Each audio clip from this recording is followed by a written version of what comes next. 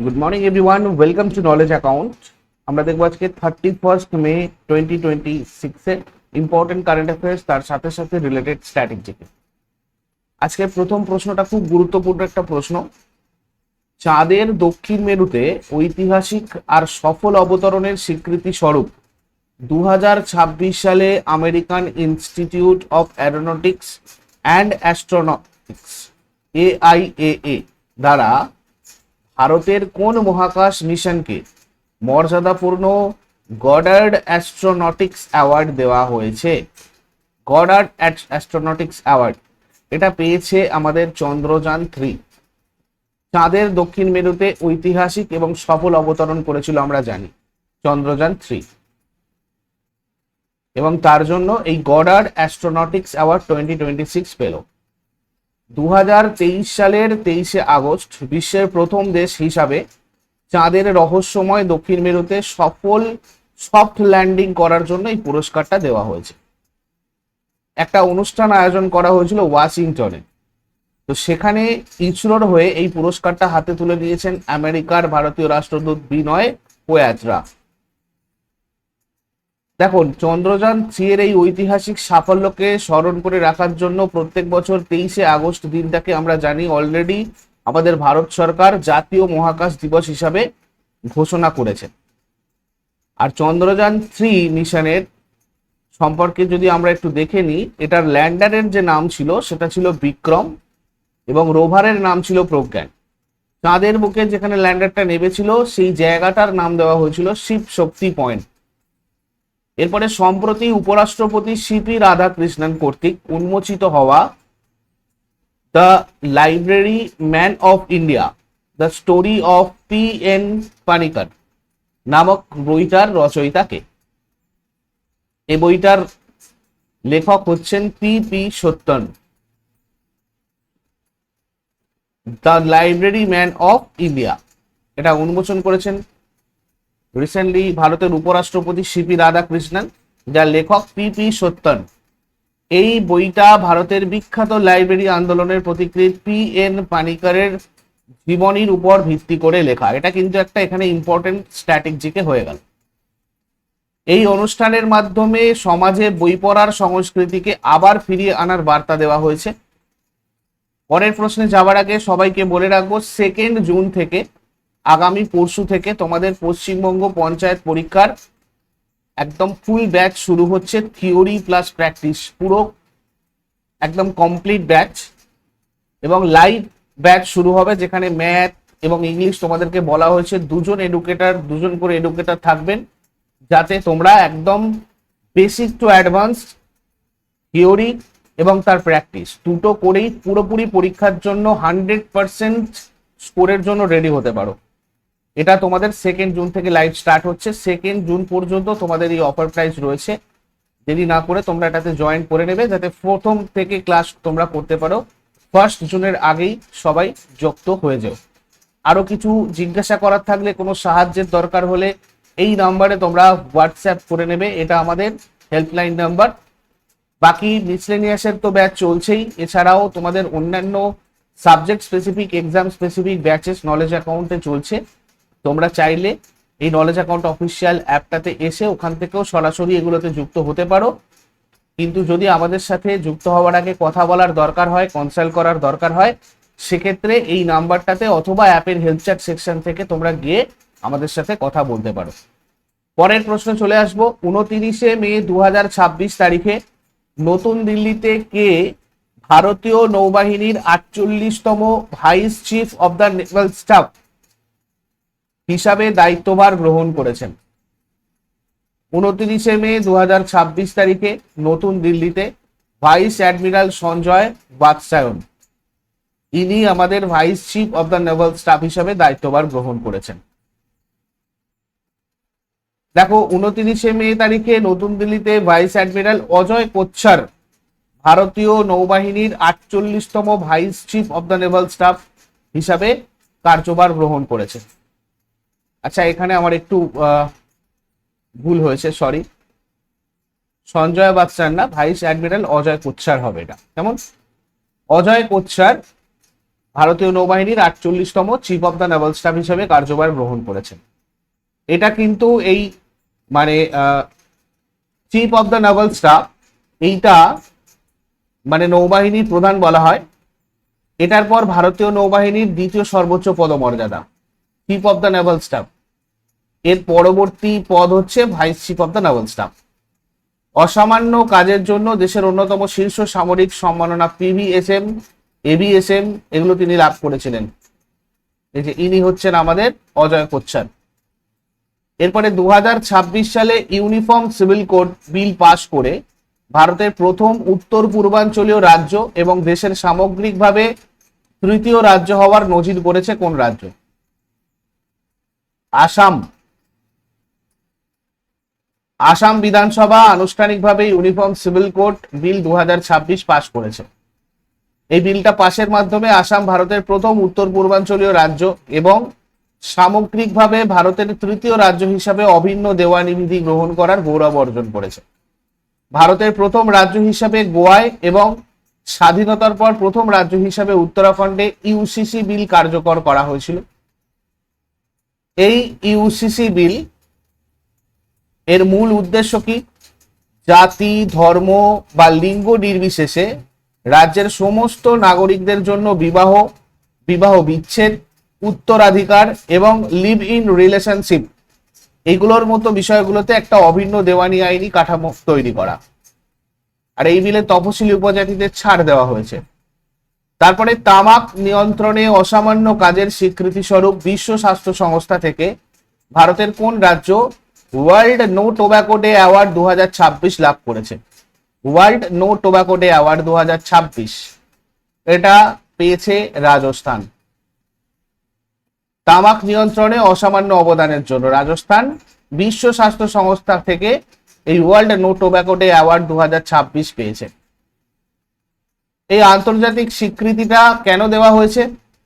রাজ্য সরকারের জনস্বাস্থ্যের প্রতি দৃঢ় প্রতিশ্রুতি এবং একটা তামাক মুক্ত রাজস্থান গড়ে তোলার লক্ষ্যকে প্রতিফলিত করতে পেরেছে রাজস্থান, যার জন্য তাকে দেওয়া হয়েছে ওয়ার্ল্ড হেলথ অর্গানাইজেশনের তরফ থেকে।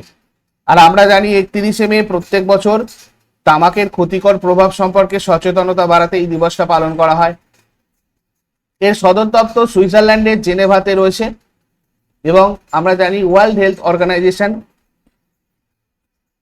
প্রতিষ্ঠিত হয়েছিল 7 এপ্রিল 1948-এ। তারপরে 2026 সালের আইএসএসএফ বিশ্বকাপে ভারতের এশা সিং কোন ইভেন্টে স্বর্ণপদক জিতেছেন? 25 মিটার পিস্তল ইভেন্টে এশা সিং স্বর্ণপদক জিতেছেন। আর এটা অনুষ্ঠিত হয়েছিল জার্মানির মিউনিখে। কচ্ছপ আর তাদের প্রাকৃতিক বাসস্থান সুরক্ষায় সচেতনতা বাড়াতে প্রতি বছর কোন তারিখে বিশ্ব কচ্ছপ দিবস পালন করা হয়? ওয়ার্ল্ড টার্টল ডে প্রত্যেক বছর পালন করা হয় 23শে মে। বিশ্বব্যাপী কচ্ছপ এবং কচ্ছপ জাতীয় উভচর প্রাণীদের সংরক্ষণ আর সুরক্ষার বিষয়ে গণসচেতনতা বৃদ্ধি করাই এই দিনটার মূল উদ্দেশ্য। এবছরের থিম ছিল ডান্সিং টার্টলস রক। কচ্ছপদের বেঁচে থাকার জন্য তাদের প্রাকৃতিক বাসস্থান বা হ্যাবিটেট রক্ষা করার উপর এই দিনটাতে বিশেষভাবে জোর দেওয়া হয়। এরপর 20 থেকে 22শে মে 2026 পর্যন্ত এশিয়ান প্রোডাক্টিভিটি অর্গানাইজেশন এর 68তম গভর্নিং বডি মিটিং ভারতের কোন শহরের ভারত মণ্ডপমে অনুষ্ঠিত হয়েছে? নতুন দিল্লি। 2026 সালের 20 থেকে 22শে মে পর্যন্ত নতুন দিল্লির প্রখ্যাত ভারত মণ্ডপমে এই 68তম গভর্নিং বডি মিটিং অনুষ্ঠিত হয়েছে। এই উচ্চ পর্যায়ের বৈঠকের মূল লক্ষ্য ছিল সদস্য দেশগুলোর মধ্যে আঞ্চলিক সহযোগিতা বৃদ্ধি, প্রোডাক্টিভিটি ডেভেলপমেন্ট এবং স্ট্র্যাটেজিক পার্টনারশিপকে আরো জোরালো করা। এই বিশেষ অধিবেশনে কম্বোডিয়া আনুষ্ঠানিকভাবে মর্যাদাপূর্ণ এপিওএবি অ্যাক্রিডিটেশন সার্টিফিকেট লাভ করেছে। এরপরে সম্প্রতি ভারতীয় নৌবাহিনী কোন শিপইয়ার্ড থেকে তাদের নতুন next generation offshore patrol vessel yard 3039 Sanghamitra সফলভাবে লঞ্চ করেছে? Garden Reach Ship Builders and Engineers, Kolkata. এটা কলকাতার Garden With Ship Builders and Engineers এ তৈরি করা হয়েছে। নামটা আরো একবার আমরা দেখে নেব, ইয়ার্ড 3039 সংঘমিত্রা। আমাদের ভারতীয় নৌবাহিনীর আধুনিকীকরণকে আরো শক্তিশালী করতে মোট 11টা এই ধরনের আধুনিক next generation offshore patrol vessel তৈরির কাজ চলছে। এরপরে বিশ্ব অর্থনীতি এবং সংস্কৃতিতে চায়ের অবদানকে স্মরণ করে প্রতি বছর কোন তারিখে আন্তর্জাতিক চা দিবস পালন করা হয়? ইন্টারন্যাশনাল টি ডে। এটা পালন করা হয় প্রত্যেক বছর 21শে মে। চায়ের গুরুত্বকে বিশ্বব্যাপী তুলে ধরতে এটা করা হয়। এবছর আন্তর্জাতিক চা দিবসের মূল দুটো থিম ছিল এবং বিষয়বস্তু ছিল। 1 নম্বর হচ্ছে সাস্টেনিং টি, সাপোর্টিং কমিউনিটিস, আর একটা হচ্ছে ফস্টারিং গ্রোথ অ্যান্ড ইনক্লুশন।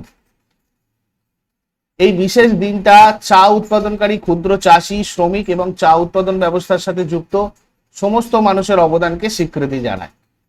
তারপরে 2026 সালে ভারতীয় রেলের গ্রিন মোবিলিটি বা পরিবেশ বান্ধব উদ্যোগের অংশ হিসাবে রেল মন্ত্রক কোন রেলওয়ে সেকশনে ভারতের প্রথম 1200 কিলোওয়াট হাইড্রোজেন ফুয়েল সেল ভিত্তিক 10 কার ডেমো ট্রেন চালানোর অনুমোদন দিয়েছে?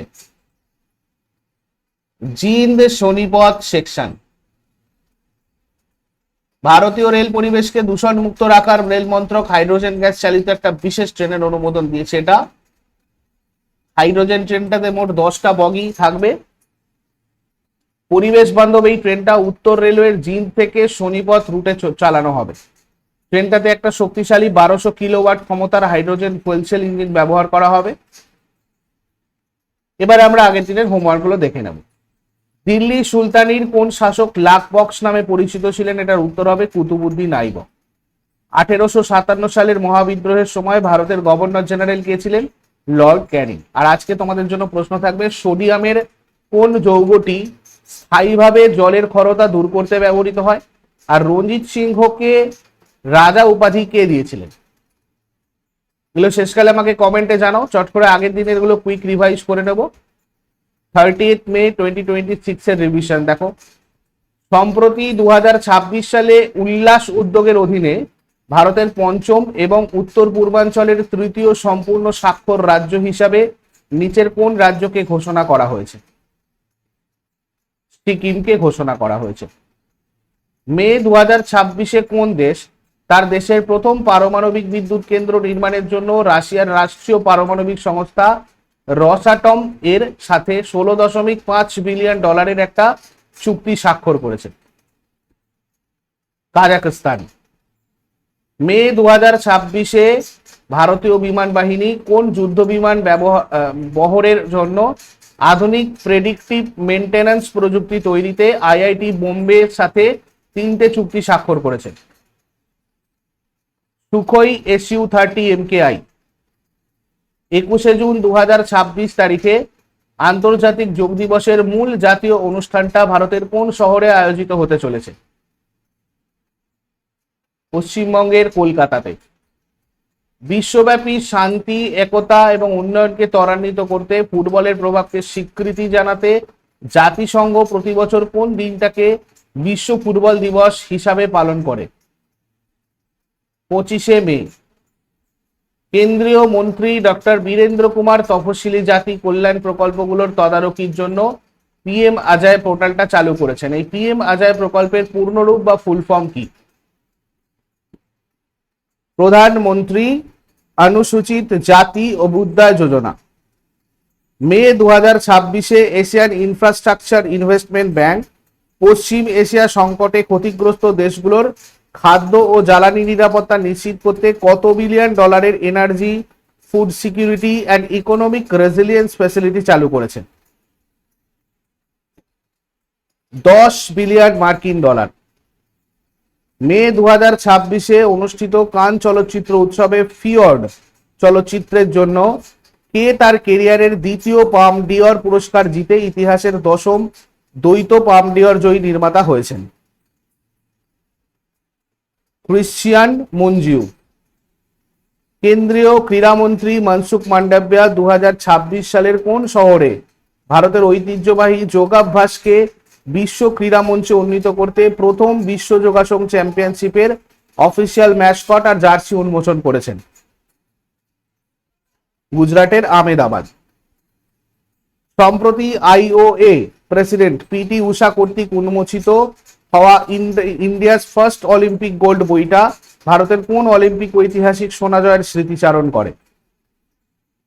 1928 আমস্টারডাম অলিম্পিক। তো এগুলো আগের দিনের প্রশ্নের রিভিশন ছিল। ইউজফুল বলে মনে হলে অবশ্যই সবাই লাইক করবে, বন্ধুদের সাথে শেয়ার করবে, আর যারা নতুন রয়েছে তারা নলেজ অ্যাকাউন্টকে সাবস্ক্রাইব করে রাখো প্রতিদিন সকাল 6টায় ডেইলি কারেন্ট অ্যাফেয়ার্সের আপডেট পাওয়ার জন্য। Thank you so much, take care, have a great day.